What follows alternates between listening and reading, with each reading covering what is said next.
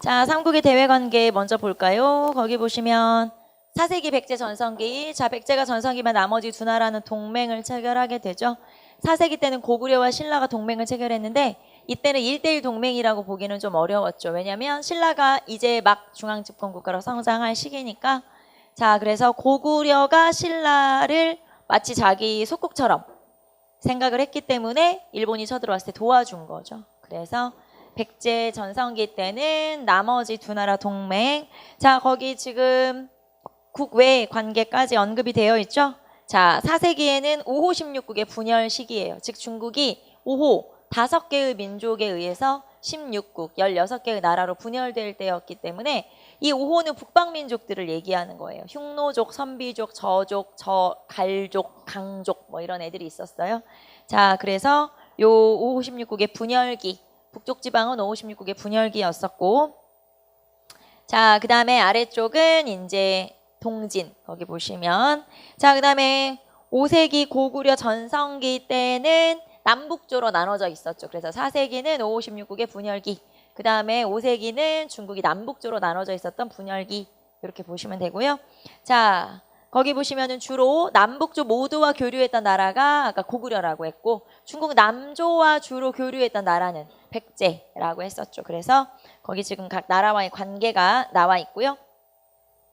자, 그 다음에 6세기 신라 전성기를 맞이하게 되면 고구려와 백제가 동맹 관계인 거죠. 그래서 여제 동맹 관계고, 그 다음에 이제 신라가 전성기고, 이런 관계를 형성하게 되는구나 라는 걸 알 수가 있고요. 자, 그러면 이때의 상황 일단 우리가 가로 2번 한번 내려가 볼까요? 자, 이때는 6세기 말에서 7세기의 동북아시아 정세예요. 6세기 말에서 7세기의 동북아시아 정세. 자, 이때는 남북 세력과 동서 세력으로 나눠져 있었어요.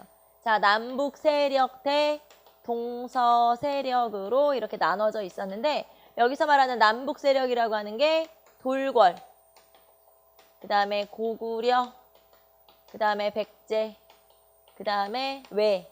자, 이렇게 형성된 게 바로 남북 세력이고, 그 다음에 동서 세력 같은 경우는 이때는 수당, 신라. 자, 요거를 우리 지도로 한번 그려봅시다.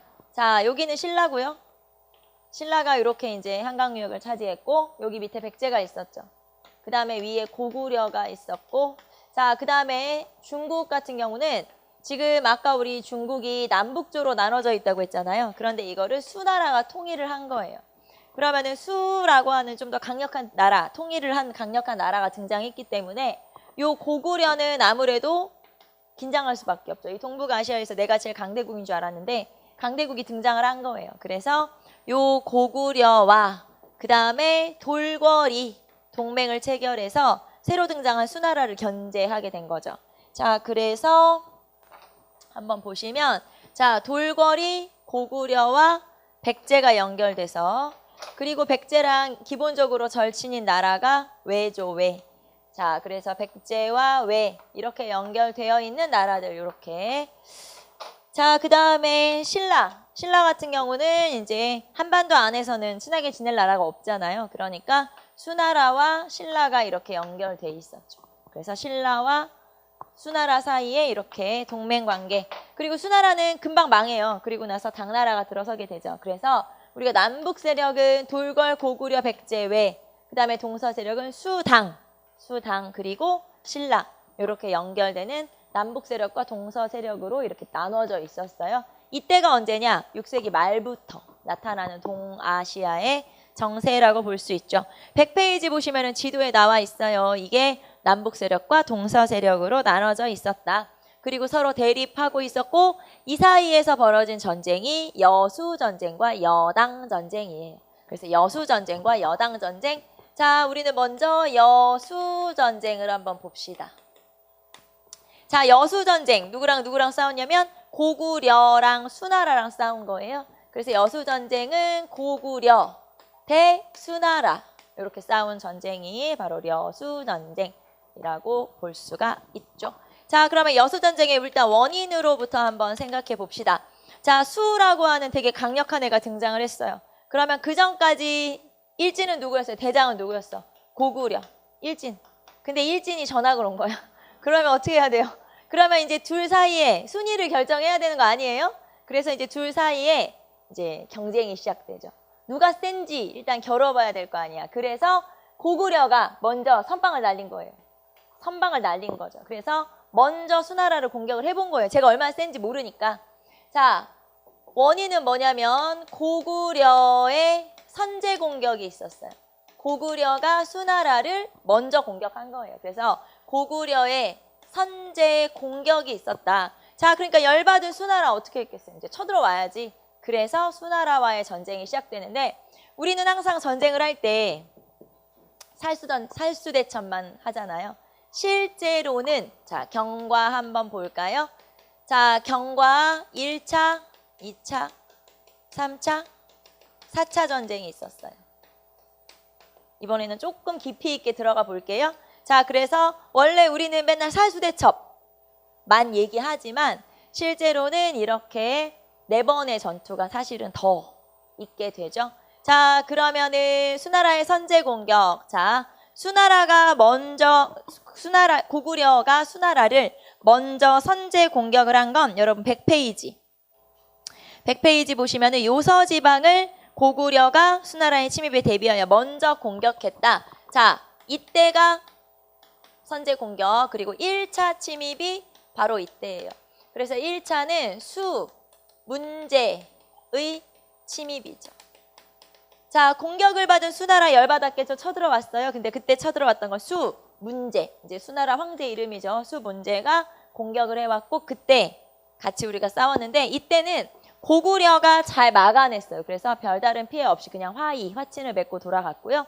그 다음에 시간이 좀 지나서 다시 생각해보니까 열받는 거지. 그래서 다시 쳐들어오게 됐어요. 그게 2차 전쟁이고 이때의 전쟁이 수, 양제의 침입이에요.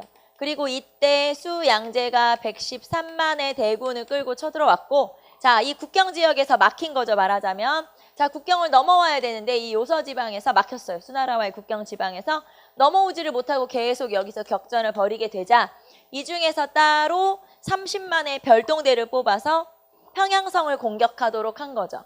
왜냐하면 113만이 전부 다 움직이긴 힘들기 때문에 그중에서 이제 정예부대, 특수부대만 따로 뽑아서 그 사람들로 하여금 내륙을 공격하도록 한 거예요. 자, 그래서 30만의 별동대를 뽑아서 이 사람들을 따로 보냈는데 이때 이 별동대를 이끌었던 게 우중문이라고 하는 사람이고 이 우중문의 군대를 맞서서 격퇴시켰던 게 바로 을지문덕이었어요. 자, 을지문덕의 군대가 우중문의 군대를 유인을 한 거죠. 점점 내륙으로 유인을 하게 된 거고 그리고 그 유인을 하다가 계속 전쟁이 져준 거죠. 말하자면 유인을 하기 위해서 져주다가 결국에는 이 우중문에게 을지문덕이 편지를 한 통 보내게 되죠. 그 편지가 여러분 101페이지에 나오는 자, 거기 보시면은 여수장 우중문 시라고 하는 시예요. 쉽게 말하면 수나라 장군 우중문에게 보내는 시 그런 뜻인데 내용을 보면은 그런 거예요. 신묘한 계책은 하늘의 이치를 궁구했고 다다랐고 기묘한 계획은 땅의 이치를 통달했다. 자, 전쟁에 이겨 이미 공이 높으니 족한 줄을 알면 그만둬라. 무슨 말이냐면 신묘한 계책과 기묘한 계략으로 지금 내가 너를 속이고 있는데 이 바보 멍청아. 그런 뜻이에요. 말하자면. 그래서 결국에는 이 편지를 받아본 우중문이 이게 함정이구나 라는 걸 알게 된 거죠. 자, 그래서 빨리 퇴각을 하는 과정에서 아니나 다를까 함정이었으니까 당연히 퇴각하는 군대들을 거의 전멸시키다시피 해서 엄청난 승리를 거둔 게 바로 살수대첩이죠. 자, 그래서 살수대첩이라고 하는 우리가 알고 있는 을지문덕의 살수대첩은 수, 양제가 쳐들어온 2차 침입을 얘기하는 거. 이게 이제 2차 침입이고 자, 그리고 나서 이제 전쟁에 지고 돌아갔겠죠. 열받은 수, 양제 그 뒤로도 몇 번 더 쳐들어왔다는 거예요. 그래서 이때 613년, 614년에 계속 수, 양제가 쳐들어왔으나 여기는 이제 뭐 별다른 성과는 없었죠. 그랬기 때문에 요 1차부터 4차까지 여러 번 침입을 했지만 성과 없이 결국에는 끝나버리고 만 게 바로 수나라와의 전쟁, 여수 전쟁이고요. 자, 그래서 결국에 우리가 기억해야 되는 건 물론 살수대첩이지만 이때 한 번만 쳐들어온 거 아니라는 거. 자, 그리고 원인을 우리가 알아둘 필요가 있겠죠? 원인은 고구려가 먼저 공격했다는 거 이렇게 알아두시면 되겠죠. 자, 그래서 101페이지 보시면은 동그라미 2번에 2차 침입. 아하, 이게 2차 침입이었구나. 수양제. 알겠죠? 수양제가 쳐들어온 거고요. 자, 그 다음에 3차, 4차 또 침입이 있었지만 결국에는 실패하고, 자, 수나라는 곧 멸망하게 되죠. 수나라 같은 경우는 나라가 세워진 지 35년 정도 있다 금방 망해버렸거든요. 왜냐하면 첫째, 고구려와의 싸움에서 너무 많은 힘을 쏟아부었기 때문이고, 둘째, 이제 국가 내부에 어떤 문제가 있었어요. 예를 들면 뭐 토목공사를 너무 무리하게 했다든가 하는 그런 문제들이 있었기 때문에 수나라는 금방 망하죠. 그리고 그 수나라를 그대로 이어받은 나라가 당나라예요. 그래서 당나라가 세워지게 되죠. 자, 그 다음에 등장하는 게 그러면 무슨 전쟁? 여당 전쟁이 되겠죠. 자, 여당 전쟁 봅시다. 그래서 여당 전쟁이라고 하는 건 고구려와 당나라와의 전쟁을 우리가 여당 전쟁이라고 하고요. 자, 그러면 일단 경과를 한번 봅시다. 수나라가 멸망을 하고 그 다음에 당나라가 건국이 됐어요. 수멸망. 그 다음에 당건국. 자, 그러면 이 당나라가 건국됐을 때는 비교적 당나라와 사이가 나쁘지 않았어요. 그래서 처음에는 사이가 좋았는데, 자, 그 얼마 안 돼서 그 즈음에 이제 고구려에서 있었던 일은 뭐냐면 연개소문의 정변이죠. 자, 거기 보시면은 첫 번째 천리장성의 축조 그리고 연개소문의 정변 나와 있죠. 자, 봅시다. 천리장성이 건국 이제 축조가 되죠. 천리장성이라고 하는 건 말 그대로 성을 쌓아서 앞으로 중국 세력이 넘어오는 것에 대해서 대비하기 위해서 쌓은 거죠. 자, 천리장성이라고 하는 건 부여성에서 비사성까지, 부여성에서 비사성까지 이렇게 축조가 됐는데, 여러분 지도로 보시면은 한 장 넘기시면은, 자, 당나라와의 전쟁이 나와 있어요. 그 당나라와의 전쟁에서 성이 나와 있을 거예요. 왼쪽에 보시면 요서지방을 경계로 해서 성이 나와 있죠. 자, 여기 비사성에서 부여성까지, 부여성에서 비사성까지가 바로 천리장성. 자, 그러면 이 천리장성을 쌓는 과정에서, 자, 요 연개소문이라고 하는 사람이 정변을 일으키게 돼요. 자, 천리장성을 쌓는데 책임자를 맡았던 이 연개소문이 이 성을 쌓는 과정에서 반란을 일으키죠. 쉽게 말하면 정변. 자, 정변이라는 건 불법적인 방법으로 정권을 차지하는 걸 말해요. 그래서 이때 연개소문의 정변이 일어나게 되고, 자, 연개소문은 스스로 가장 높은 자리에 오르게 되는데, 연개소문이 이때 올랐던 자리가 대망리지라고 하는 거예요.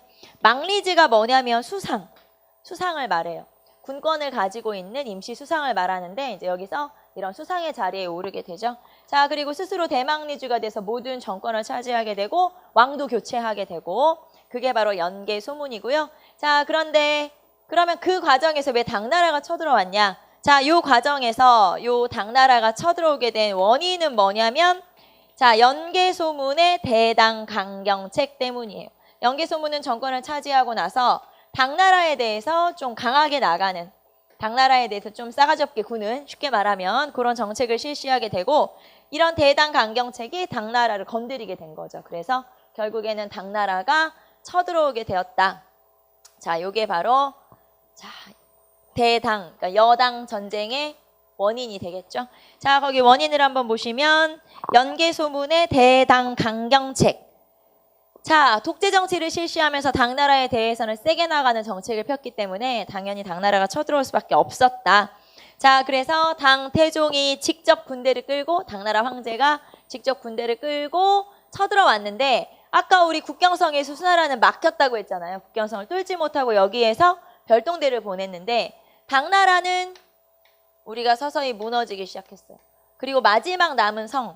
자, 그러니까 이 성을 무너지면 쉽게 말하면 방어선이 무너지는 거고, 이 성이 무너지게 되면 우리는 이제 내륙으로 이제 쉽게 말하면 땅을 내줘야 되는 상황이죠. 그 마지막 보루가 안시성이었어요. 그래서 안시성은, 자, 안시성의 모든 주민들이 다 산성으로 이동을 하고 그 산성에서 약 60일 정도 버티기 시작했어요. 이런 걸 청야전술이라고 하는데, 말하자면 산성 밑에 있는 지역은 말하자면 이제 민가나 이런 거를 다 불태워버린 후에, 쉽게 말하면 외국의 군대가 와서 거기서 뭐 먹을 걸 얻거나 뭐 그런 거 있으면 안 되니까 다 불태워버리고 나서 이 주민들은 산성으로 들어가서 산성에서 이제 버티기 시작하는 거예요. 그게 바로 이제 청야전술이라고 하는데 이 전술로 우리가 승리를 거두게 되죠. 이게 바로 안시성 싸움이에요. 자, 요 안시성 싸움에서 그러면 이 성의 주민들을 독려하고 이 성을 끝까지 지킨 사람이 누구냐? 양만춘이라고 알려져 있죠. 물론 양만춘은 나중에 조선 후기에 야사에 등장하는 인물이긴 한데 어쨌든 우리 이때 인물로 양만춘. 그래서 양만춘이 성주였었다라는 걸 알 수 있고요. 자, 그러면 요 안시성에서 2달 동안 버티기 들어갔다고 했잖아요. 그래서 그 안에서 이제 문 꼭 걸어 닫고 가만히 이제 버티고 있었던 거죠. 그러자 당나라 군대는 얼마나 답답할 거예요. 이 성만 무너뜨리면 되는데. 그러니까 그 성에다가 옆에다가 뭘 했냐면 토성을 쌓았어요. 흙을 가져다가 토성을 쌓아서 넘어가면 되잖아요. 그래서 토성을 쌓아. 그럼 토성이 어떻게 되겠어요? 흙으로 쌓은 거니까 무너지겠죠. 그럼 또 그 다음날 가서 토성을 또 쌓아. 그래서 그걸 한 거예요. 그래서 걔네들은 계속 토성을 쌓고 그러면 흙더미가 무너져가지고 몇 명 깔려 죽고 그럼 다시 또 흙을 가져다가 토성을 쌓고 이거를 하다가 에이 그러면서 이제 도망간 거죠. 말하자면 에이 안 되겠네. 그러면서 결국에는 이 전쟁에서 이제 우리가 승리를 거두게 된 거예요. 그게 바로 안시성 전투. 자 봅시다. 성주 양만춘 그리고 나서 당은 2차례 다시 침입했지만 결국에는 패하고 돌아갔다. 자 이게 바로 여수전쟁, 여당전쟁이에요. 자 그러면 한 장 넘겨서 수당과 전쟁의 의의 나와 있죠. 자 결국에는 고구려가 수나라도 당나라도 막아냈기 때문에 우리나라를 지킬 수가 있었죠. 만약에 고구려가 무너졌으면 그러면 나머지 백제나 신라도 어떻게 될지 모른다. 무슨 말이냐면 요 고구려가 지켜줬기 때문에 이 북방민족들 말하는 이제 중국 애들을 지켜줬기 막아냈기 때문에 가능하다. 즉 얘네들이 고구려가 우리의 방파제 역할을 한 거구나. 그래서 거기 보시면 민족의 방파제 역할이라는 표현이 나오죠. 방파제라는 게 파도를 막는 제방, 뚝 이런 걸 우리가 방파제라고 하는데 그 역할을 고구려가 해준 거다. 그래서 민족의 방파제 역할을 했던 게 바로 고구려. 자, 2번째 의의는 거기 보시면 국제전의 양상이라고 써있죠. 자, 국제전의 양상. 당연히 서로 다른 나라끼리 싸운 거니까 국제전이긴 한데 자, 이 중국에서는 요 국제전이라고 주장을 하지 않고 여기서는 이게 국제전이라고 하지 않고 이 수나라와 고구려와 당나라와 고구려와의 전쟁을 내전이라고 표현을 하기도 하거든요. 자, 그 내전이라고 표현하는 이유는 동북공정 프로젝트라고 하는 것 때문이에요. 자, 동북공정 프로젝트가 뭐냐? 2000년대에 들어와서 중국에서는 하나의 커다란 프로젝트를 몇 가지 준비를 하게 되는데 우리나라 같은 경우는 중국 전체에서 이제 동북 쪽이면 만주 쪽을 얘기하는 거거든요. 이게 동북공정만 있는 게 아니고 뭐 서북공정도 있고 여러 가지가 있어요. 이게 이제 중국의 어떤 프로젝트인데 내용은 뭐냐면 내용은 간단해요. 지금 현재 중국이라고 하는 나라 안에 있는 모든 민족들. 자, 중국은 전체 민족 중에 90%가 한족이고 나머지는 정말 몇백 개가 넘는 소수민족들로 이루어져 있거든요. 그 많은 중국의 지금 현재 중국 영토 안에 있는 이런 소수민족들, 이 소수민족들 중에서는 조선족도 들어가죠. 이 소수민족의 역사는 모두 다 중국사이다라는 뜻이에요. 그러면 결국에는 조선족도 들어갔다고 했고 조선족은 지금 만주 지역에 살고 있는 사람들이잖아요. 그러면은 만주 지역에 살고 있는 조선족의 역사도 결국에는 중국사다라고 주장하면 우리나라 역사이긴 하지만 만주 지역을 바탕에 두고 있는 나라들이 있었죠, 예전에. 예를 들면 뭐 고조선부터 시작해서 고구려, 발해 이런 나라도 있을 거 아니에요? 그러면 그런 나라들의 역사가 전부 다 중국사라고 주장을 하고 있는 거죠. 말하자면 고구려가 자기 나라니까 수나라도 자기 나라니까 중국 입장에서 보면 그 고구려와 수나라가 싸운 게 내전이다라고 표현을 하고 있는 거고요. 이런 식으로 말도 안 되는 주장을 하는 이유는 뭐냐면 중국에서는 이 소수민족들이 끊임없이 독립 요구를 하고 있기 때문에 어느 한 나라라도 독립을 시켜주면 나머지 다 독립한다고 하겠죠. 그러니까 너네는 우리나라의 역사야 이런 식으로 주장을 하면서 이제 이런 주장을 막기 위해서고요. 실제로 중국에서 고구려사나 발해사를 본인의 역사다라는 식으로 주장을 하고 그거에 대한 연구를 하고 있는 게 현실이에요. 지금 이게 2000년대부터 시작해서 굉장히 우리한테 많이 알려졌던 시기는 2007, 8, 9 그때쯤 굉장히 막 이슈가 돼가지고 실제로 공무원 시험에도 이 문제가 나왔었어요. 동북공정 프로젝트에 관련된 문제가. 하지만 지금은 약간 이제 우리 관심에서 조금 벗어난 상태이긴 하지만 그래도 우리가 기억해야 되는 건 무슨 소리야 내전이 아니고 국제전이지. 이 정도는 우리가 기억해야 되겠죠. 그게 바로 중국이 주장하는 동북공정 프로젝트. 오른쪽에 보시면 설명이 되어 있죠. 요거를 말하는 거예요. 자, 그 다음에 이제 연결해서 우리는 삼국 통일로 한번 가보도록 합시다. 자, 지금 현재 우리는 살수대첩 했고요. 그 다음에 안시성 싸움 했고, 그 다음에 쭉 이어서 통일전쟁까지 한번 가보도록 합시다. 자, 삼국 통일. 아이고.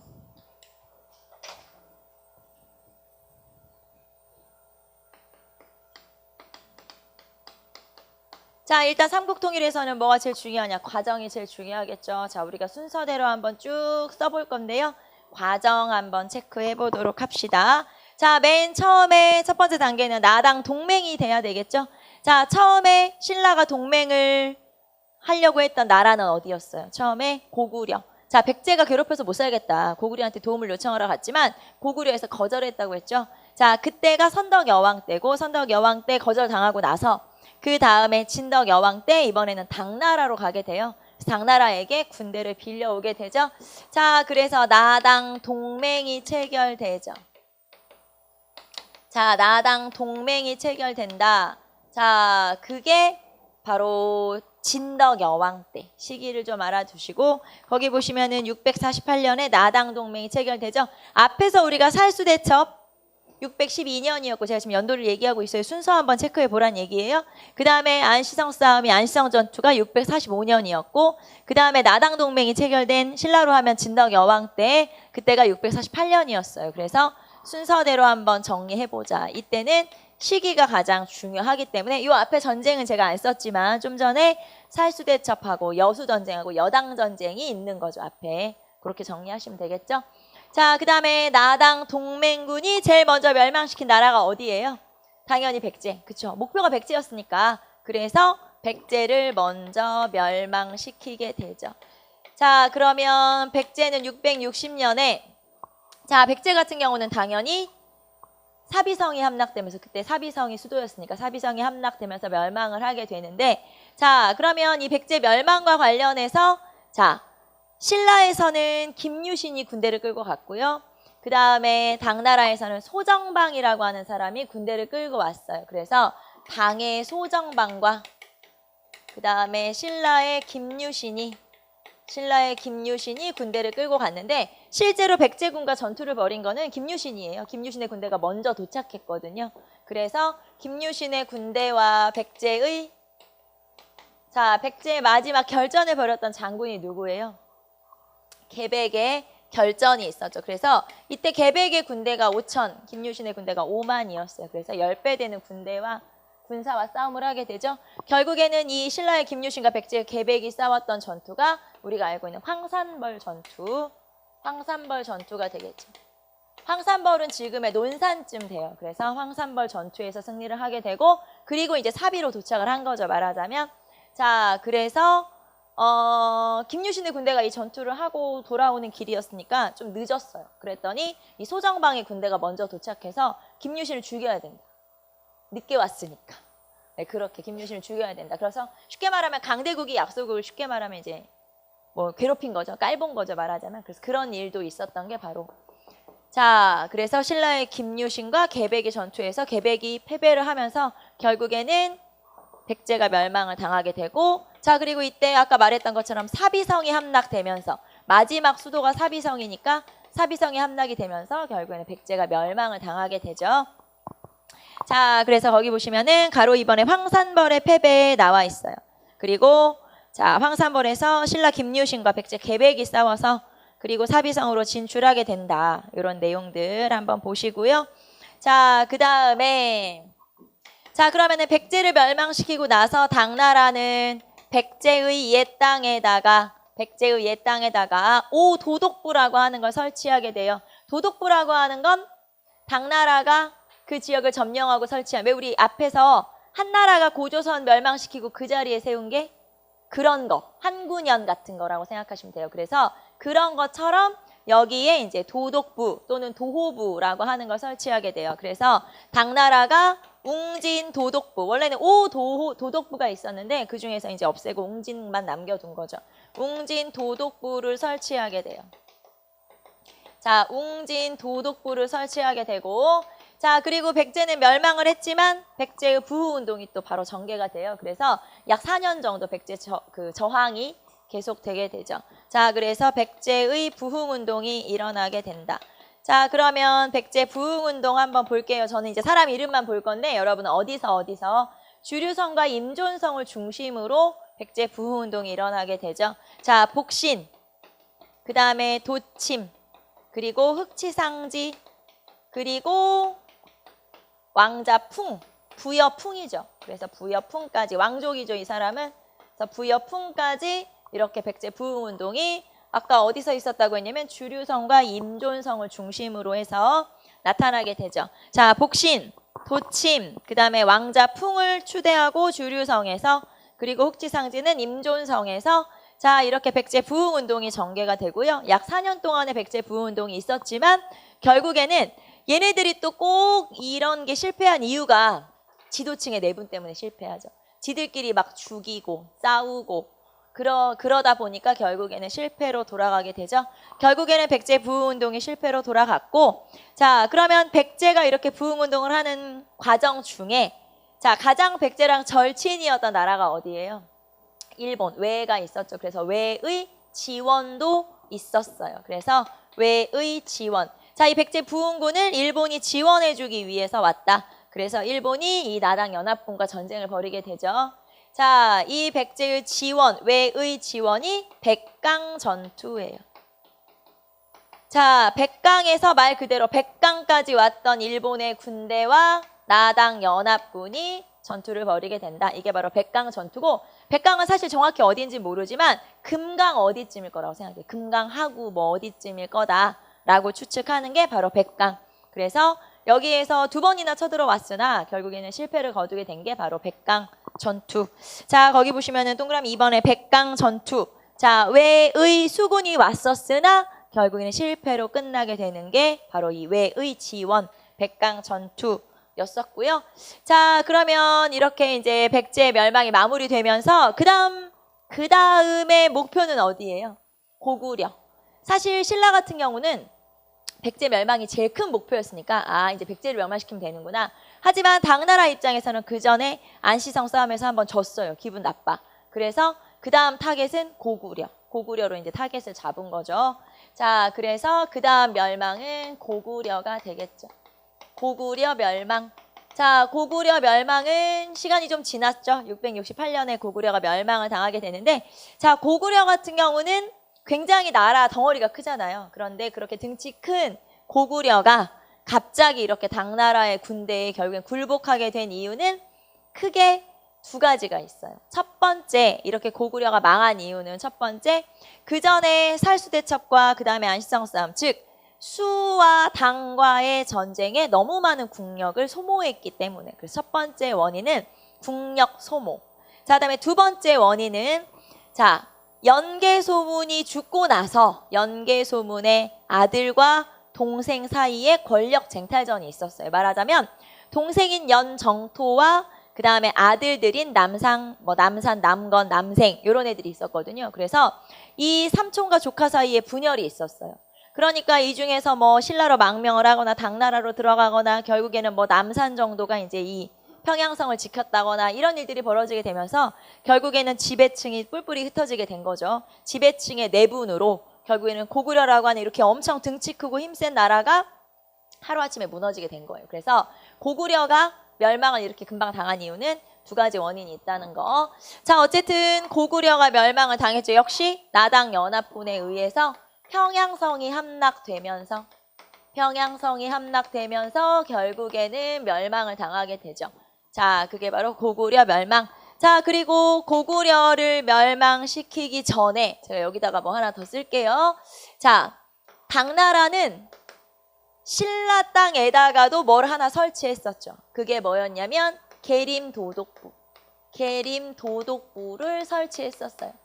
계림도독부라고 하는 건 자, 웅진도독부 같은 경우는 망한 나라잖아요. 그러니까 이거 설치하는 것까지는 괜찮다. 자, 하지만 계림도독부라고 하는 건 아직 망하지 않은 신라 땅에까지도 설치한 거예요. 계림이 신라거든요. 신라 경주. 그래서 신라 땅에까지 계림도독부를 설치했다는 건 이 당나라가 신라까지도 내가 점령하겠다라고 하는 어떤 의도? 네, 의도를 드러낸 거기 때문에 여기서부터 이제 살짝 틀어지기 시작한 거예요. 말하자면. 자, 그리고 나서 고구려를 멸망시키고 역시 당나라가 여기에다가 안동도호부를 설치하게 되죠. 당나라가 역시 안동도호부를 설치하게 되고요. 자, 안동도호부를 설치하면서 역시 여기도 내가 점령하겠다라는 야욕을 보인 거죠. 자, 제가 지금 한번 체크해 볼까요? 당나라가 웅진도독부, 그 다음에 당나라가 계림도독부, 그리고 당나라가 고구려 옛 땅에다 안동도호부. 자, 이런 것 등을 설치한 지금 제가 파란색으로 체크한 거는 당의 야욕이다. 당나라의 야욕, 욕심이다 말하자면. 그런 당의 야욕을 알 수 있는 것들이죠. 자, 그리고 고구려가 아무리 망했지만 굉장히 강성한 나라였었기 때문에 부흥운동을 또 전개해야 되겠죠. 그래서 고구려의 부흥운동 봅시다. 자, 고구려의 부흥운동이 전개가 돼요. 자, 그러면은 고구려의 부흥운동은 또 우리가 사람 이름 한번 체크해 볼게요. 자, 건모잠, 그 다음에 안승. 자, 안승은 이 고구려의 왕족 출신이에요, 말하자면. 그리고 고현무. 자, 그래서 한성, 그 다음에 오골성 이런 지역을 중심으로 해서 이렇게 부흥운동이 전개가 되죠. 그리고 이 과정에서도 역시 여기 백제의 부흥운동이 실패로 돌아간 것처럼 이 고구려 부흥운동도 역시 실패로 돌아가는데 역시 원인은 똑같아요. 둘 다 지도층의 내분, 지배층의 내분이 있었죠. 실제로 안승이 건모잠을 죽이고 신라로 망명을 해버리게 된다.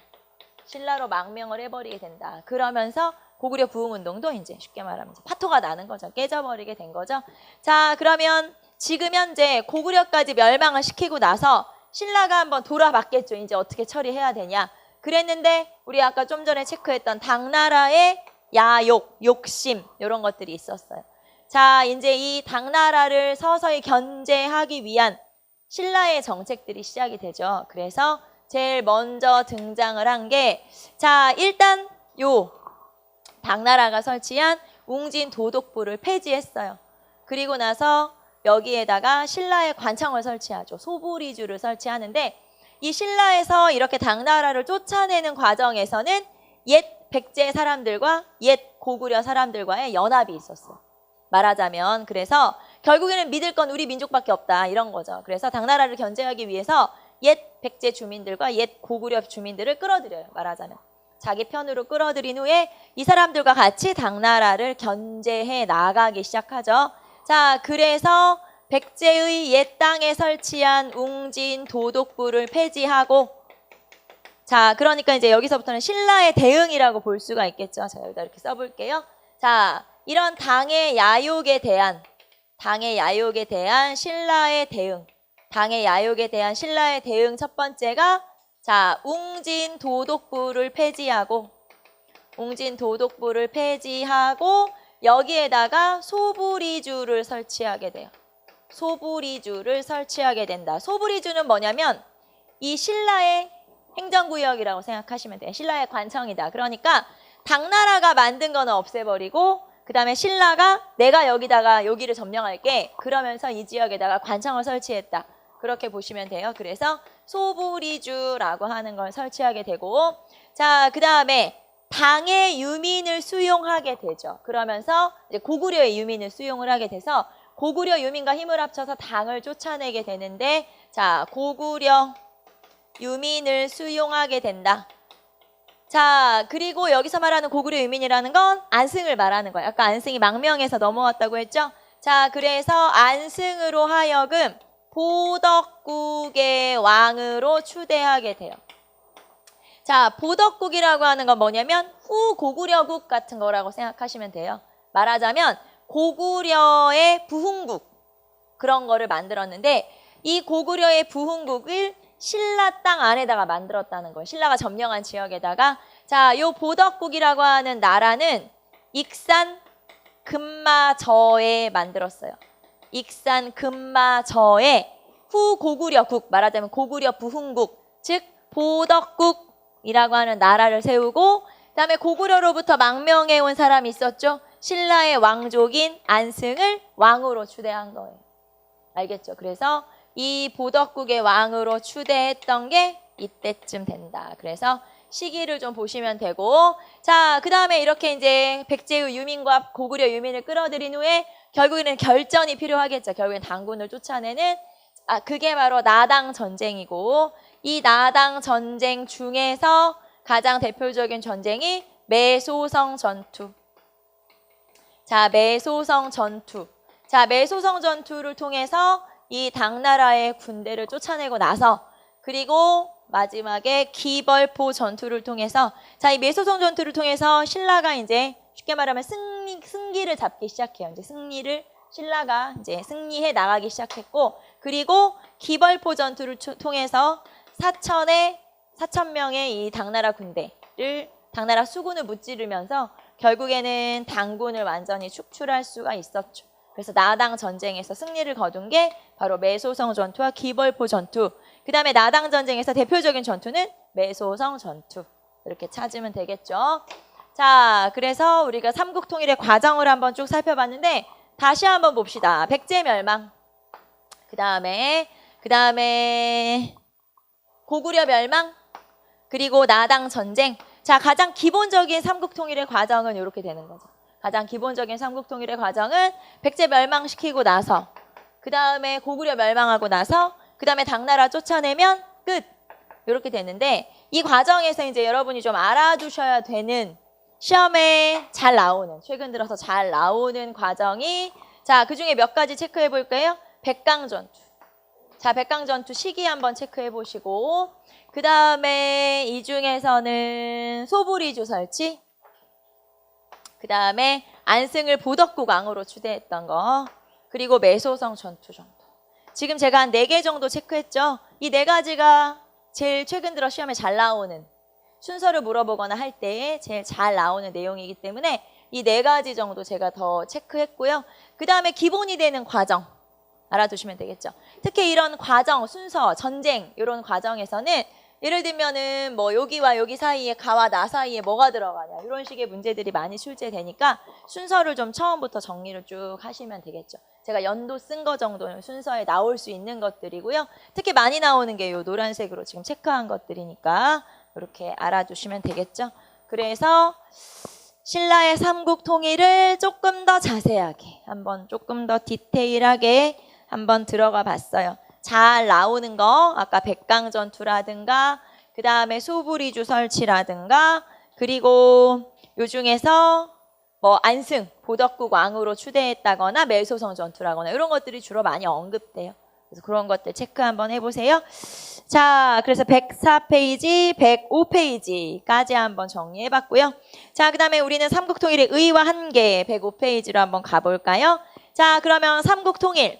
자, 삼국통일에 몇 가지 의미가 있고 그 다음에 몇 가지 한계점이 있어요. 자, 거기 보시면 의의부터 합시다.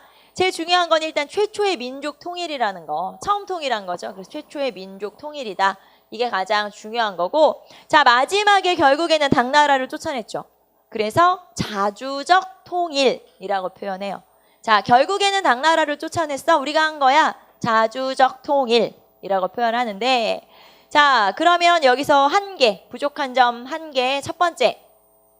일단 외국을 끌어들였죠. 결국에는 당나라를 끌어들여서 통일을 했다는 거. 자, 외세의 개입이 있었다. 이거는 좀 부끄러운 점이다. 그래서 첫 번째 한계점은 그런 내용이 있고요. 자, 그 다음에 통일을 하긴 했는데 통일을 다 못했죠. 말하자면 대동강 이남의 불완전한 통일인 거죠. 전체를 통일한 게 아니고 아래쪽만 통일한 거야. 자, 여러분 104페이지 지도를 보시면 104페이지 지도에서 오른쪽 지도에 자, 여기가 이제 통일한 이후의 지도인데 통일했을 때의 지도인데 거기에 국경선 표시돼 있죠. 자, 국경선 아래쪽만 통일한 거예요. 그러면은 그 위에 고구려 그 넓은 땅은 어떻게 됐어요? 다 당나라한테 줘버렸다는 거. 그래서 결국에는 통일을 어디에서 어디까지만 했냐면 자, 그 당시에 국경선은 대동강에서 원산만까지만 통일을 한 거예요. 대동강에서 원산만까지만 통일을 했다는 거. 그러니까 불완전한 통일이다 라고 볼 수가 있겠죠. 자, 여기까지가 삼국통일의 의의와 한계라고 볼 수가 있죠. 자, 한 장 넘기시면 한눈에 정리해서 삼국의 발전 과정 쭉 나와 있죠. 각 왕별로 나라별로 정리되어 있고요. 자, 각 왕별로 중요한 왕들의 업적까지 쭉 체크돼 있어요. 우리 앞에서 배웠던 중요한 왕들 한번 떠올려 보시고요. 시험 문제는 단순히 왕의 업적이 뭐냐? 물론 그런 문제가 제일 많이 나오긴 해요. 하지만 이 삼국시대는 그런 문제보다는 시기를 물어보는 문제. 그러니까 예를 들면 5세기의 고구려 전성기인데 그때 백제나 신라는 어땠냐? 그 다음에 6세기의 신라 전성기인데 그때 고구려와 백제의 다른 상황들은 어땠냐? 이런 식으로 물어보기 때문에 단순히 그냥 어느 왕의 업적이 뭐다. 이것도 물론 중요하지만 거기에 플러스 전반적인 삼국을 볼 수 있어야 돼요. 그리고 여러분 106페이지 보시면은 이제 여기에서 보통 어느 시대를 가장 시험에 많이 물어보냐? 5세기와 6세기를 가장 많이 물어봐요. 그래서 5세기, 6세기. 자, 5세기 때 고구려 전성기 때 나머지 두 나라의 상황, 그 다음에 6세기 때 신라 전성기 때 또 나머지 두 나라, 이제 이런 식으로 어느 왕 때 무슨 일이 있었냐, 어느 왕 때 어느 왕이었냐, 뭐 이런 걸 물어보기 때문에 그렇게 시기, 5세기와 6세기 체크 한번 해보시고요. 자, 여기까지 해서 우리가 통일까지 한번 살펴봤고, 자, 이 다음에 나오는 단어는 여러분 한 장 넘겨보시면 109페이지 한번 펴보세요. 자, 그 다음에 나오는 시대 이름이 뭐냐? 남북국 시대라고 그래요. 자, 남북국 시대라고 하는 건 말 그대로 이 당시에 남국과 북국이 존재했다는 거예요. 자, 그러면 남북국 시대가 뭐냐? 자, 그 당시에 남국과 북국이 존재했었는데 남국이 통일신라가 되겠죠. 그 다음에 북국이 발해가 되겠죠. 자, 그래서 서로 얘네들이 이렇게 불렀대요. 남국, 북국 이런 식으로. 그래서 이 시대를 우리가 남북국 시대라고 하고 그 다음에 이 남북국 시대라고 하는 시대를 처음 사용한 요 용어를 남북국 시대라고 하는 용어를 처음 사용한 사람이 조선 후기 실학자인 유득공이라고 하는 사람이죠. 조선 후기 실학자인 유득공은 발해고라는 책에서 이 발해만 연구한 그런 학자거든요. 그래서 이 사람이 이런 남북국 시대라는 용어를 처음 사용한 사람이에요. 실학자, 조선 후기 실학자. 자, 그래서 지금부터 이제 여러분하고 남북국 시대에 대해서 배울 건데, 자, 그러면 남북국 시대라는 건 결국엔 통일 이후의 시대를 말하는 거죠. 그래서 통일 이전, 지금 우리가 배웠던 통일 이전, 그리고 통일 이후 이렇게 나눌 수가 있는데, 통일 이후는 또 시대가 또 길어요. 그리고 여러 가지 상황적 변화가 있으니까 요 통일 이후의 시대를 다시 나눠요. 그래서 통일이 막 됐을 때를 우리가 신라를 가지고 볼 때 신라 중대라고 하고, 신라가 망할 때쯤, 말하자면 끄트머리쯤 신라, 그 말기쯤을 우리가 신라 하대라고 불러요. 그래서 신라는 크게 통일 전 상대, 그 다음에 통일 직후 중대, 그 다음에 신라 멸망할 때쯤 망할 때 그때를 신라 하대, 이렇게 상중하로 나누거든요. 자, 시대를 그러면은 뭘 가지고 이렇게 상중하로 나누냐? 여러분 109페이지 보시면은 거기 맨 위에 표가 나와 있죠? 네, 신라의 시대 구분이에요. 그래서 신라 시대 구분을 좀 해보시면 되는데, 이렇게 보면 헷갈리니까 이렇게 한번 적어봅시다.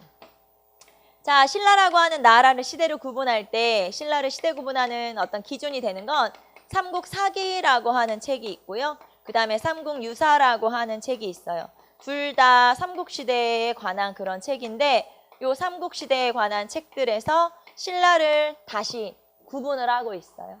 자, 신라 삼국사기에서는 상대, 중대, 하대로 구별하고 있죠. 그 다음에 삼국유사에서는 상, 고, 중, 고, 하, 고로 구별하고 있어요. 그래서 여러분은 뭘 알아야 되냐? 그럼 다 알아야 되죠. 네, 다라는 건 무슨 말이냐면 어느 왕부터 어느 왕까지냐. 그 기준을 알아야 된다는 얘기예요. 그래서 다 알아야 된다. 알겠죠? 불쌍한 것들. 이걸 다 알아야 되다니. 자, 그래서 상고, 중고, 하고 이제 한번 기준을 여기 여러분 책에 나오는 거랑 똑같은 건데 저는 이제 그냥 세로로 한번 적어 본 거예요. 자, 봅시다. 상대는 맨 처음에 박혁거세부터 자, 성골이 왕이 됐던 시대까지를 얘기해요. 아까 우리 성골 마지막 왕이 어느 왕이었어요? 네, 진덕여왕. 그래서 진덕여왕. 자, 그 다음에 중대는 태종무열왕부터예요. 태종무열왕이 누구냐면 김춘추. 그래서 김춘추가 왕으로 추대되고 그때부터 그러니까 김춘추 무열왕 때 통일전쟁이 시작되거든요. 그래서 그 통일 즈음부터 통일 직후까지. 자, 그러면 무열왕에서부터 해공왕까지. 그래서 무열왕에서부터 해공왕까지를 중대. 그 다음에 선덕왕부터 선덕여왕 아니고 선덕왕이에요. 선덕왕에서부터 마지막 왕인 경순왕까지를 우리가 하대라고 하죠. 자, 그러면 상대는 금방 얘기했던 성골이 왕이 되는 시기. 그 다음에 여기는 김춘추가 진골이니까 진골이 왕이 되는 시기인데 신라 중대 같은 경우는 김춘추의 후손들이 쭉 왕을 이어받는 시기예요. 김춘추의 아들, 직계라고 보통 우리가 얘기하죠. 아들로 쭉 내려오는 시기. 그래서 이때는 진골 무열왕의 직계. 그래서 진골 무열왕계라고 표현해요. 자, 그러면 진골 무열왕계에서 즉 무열왕의 직계 자손으로 쭉 내려와서 해공왕쯤 됐을 때 해공왕이 피살을 당하게 돼요. 죽임을 당해요. 왜냐면 왕권이 약해졌기 때문에 이제 귀족들이 죽인 거죠. 자, 김지정의 난이라고 하는 게 있었는데 그 난이 일어나는 과정에서 왕과 왕비가 살해를 당하게 돼요. 자, 그리고 나서 이제 그 뒤로 왕을 이어야 되는데 그 뒤는 누가 왕이 되냐? 자, 진골 무열왕계가 있어요. 진골 무열왕의 직계들이 있죠. 그 다음에 원래 신라에서는 여러분 아까 우리 잠깐 나왔던 박석김 세성씨가 돌아가면서 왕을 하다가 김씨가 왕을 하기 시작한 게 어느 왕이었어요? 내물왕. 그러면 내물왕 이후부터는 왕은 전부 다 성씨가 김씨. 그러면은 이렇게 말할 수도 있겠네요. 자, 내물왕 이후부터는 모든 왕들은 다 내물왕의 자손들인 거예요. 말하자면. 그래서 내물왕의 자손들이 다 이제 여기서 이렇게 직계 또는 반계 이렇게 이제 전파가 됐을 거 아니에요. 쭉 이제 퍼져 나갔을 거 아니에요. 이 중에서 무열왕계가 왕을 했던 시기가 이때인 거고 그러면은 이 무열왕계랑 그 다음에 나머지 반계들이랑 서로 왕을 하기 위해서 쟁탈전을 벌이던 시기가 있었어요. 쉽게 말하면 네가 왕을 하네 내가 왕을 하네 하며 싸우던 시기 왕이 서로 왕 되려고 싸우니까 당연히 왕권은 어떻게 될까요? 약화되는 시기. 그 다음에 진골 귀족, 힘센 진골이 왕이 되니까 진골이 세지는 시기. 자, 그런 시기가 있었어요. 그래서 이때는 주로 어디서 왕이 나왔냐면 내물왕의 반계에서 말하자면은 무열왕계가 아니라 나머지 계열에서 왕이 나왔죠. 그래서 이때를 진골 내물왕계, 즉 무열왕계가 아닌 나머지에서 왕이 나왔고 무열왕계와 내물왕계가 서로 경쟁하는 시기라고 보시면 돼요. 자, 그래서 여기에서는 성골이냐 진골이냐 진골 중에서도 무열왕의 직계냐 아니면 나머지냐 이렇게 나누는 거죠. 자, 그렇기 때문에 삼국 사기에서는 뭘 가지고 왕을 정한 거냐? 왕의 혈통을 가지고 나눈 거예요. 자, 그래서 삼국 사기에서 이렇게 상대, 중대, 하대로 나누는 기준이 뭐예요? 왕의 혈통이죠. 자, 그러면 삼국 유사로 한번 가봅시다. 삼국 유사에서는 역시 한번 또 쭉 적어봅시다. 박혁거세부터 자, 이때는 언제까지냐면 언제까지냐면은 지증왕 때까지. 그래서 이때까지는 그 이상한 왕 이름 쓸 때 있죠. 고유한 왕명을 사용할 때. 그래서 이때는 고유한 왕명을 사용했고요. 자, 고유한 왕명이라고 하는 건 뭐 차차홍, 이사금, 마립간 이런 거 왕명을 왕호를 사용할 때고 그 다음에 법흥왕에서부터 그리고 진덕여왕까지는 불교식 왕명을 사용할 때예요. 자, 불교를 받아들여서 불교에 깊이 심취해 있었고 심지어는 왕의 이름도 불교식으로 정할 텐데 요 사이에 들어가는 왕이 법흥왕, 진흥왕, 진지왕, 진평왕, 선덕여왕, 진덕여왕 이런 왕들이거든요. 그러니까 법이라든가 흥이라든가 진이라든가 덕이라든가 선, 평. 제가 말하는 지금 이런 단어들은 전부 다 불교를 흥하게 한다, 발전시킨다. 이런 뜻이에요. 그러니까 전부 다 불교식 왕명에 들어가는 단어들이죠. 자, 그리고 나서 마지막에 무열왕부터 끝까지, 무열왕부터 경순왕까지는 그냥 중국식 왕명을 사용하는 시기예요. 우리가 보통 무열왕을 태종 무열왕 이런 거는 이제 시호가 붙는데 그런 거는 중국식 왕명이거든요. 그래서 중국식 왕명을 사용하던 시기. 자, 그러면 삼국유사는 뭐 뻔하네. 뭘 가지고 시기를 나눈 거예요? 왕의 명칭을 가지고 나눈 거죠. 즉 왕의 왕호 말하자면 그냥 왕의 명칭이라고 쓸게요. 왕의 명칭을 가지고 시기를 나눈다. 그리고 보통 우리가 공부할 때 쓰는 거는 주로 많이 쓰는 건 삼국사기를 주로 많이 쓰죠. 그래서 보통 상대, 중대, 하대로 나누고요. 자, 이제 우리가 조금 있다가 요 중대하고 그 다음에 요 하대하고 이 시기가 어떤지 어떻게 다른지 요 시기에 대해서 이제 여러분하고 한번 정리해 볼 거예요. 자, 그래서 우리가 시대 구분만 잠깐 했고요. 우리는 잠깐 쉬었다가 신라 중대와 하대 나머지 마저 정리를 하도록 할게요. 자, 잠깐 쉬었다가 봅시다.